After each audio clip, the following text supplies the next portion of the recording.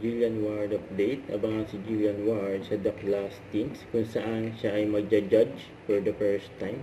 Sa June na yan, ipapalabas ito yung interview kay Jillian Ward. Medyo unconventional at tingin na ibang mga tao. For me kasi, tinitingnan ko yung mga contestants not just as singers, but as storytellers. And ako po, since I started working very young in the industry, 5 years old pa lang po ako, nagkukwento na ako sa mga tao through my shows or my performances. Yung po ang tinitingnan ko sa mga contestants. Hi mga kapuso, I'm Jillian Ward. I never say that. Si Jillian Ward at Kim Jisoo, and today we're going to play... Main version of Jillian Ward. Oh, really? So, if I was a guy, I'd be that tall. Naglalaro So, sila. if you were a girl, is it okay if you're a short? TikTok ko. Parang hindi okay sa kanya. Yes or no? Yes. Oh, okay. So, we're going to play tic-tac-toe. Pick. What's that? Pick. What's that? Again. What's that? Scissor. Scissor. Ah, really? It's Scissor. like this, right? Scissor. Oh, it's a gun. Yeah, it's the same. Okay. Okay. Bato. Pick.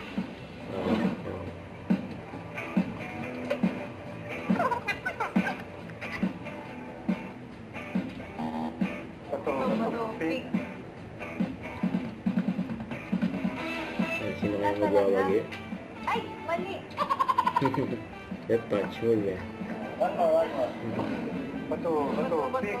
You go first. You go first. Okay. Yan mga si Jillian Ward. You win. Yun, no? Oh yeah, I didn't see You win, that. you win, Kasi I you was win. like trying to... You win.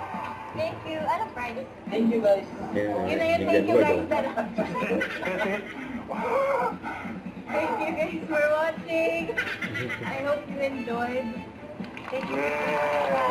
Yan yung prize. Thank you for prize. I won. Thank you guys for watching. Bye. Yan, no? Watch Never Say Die.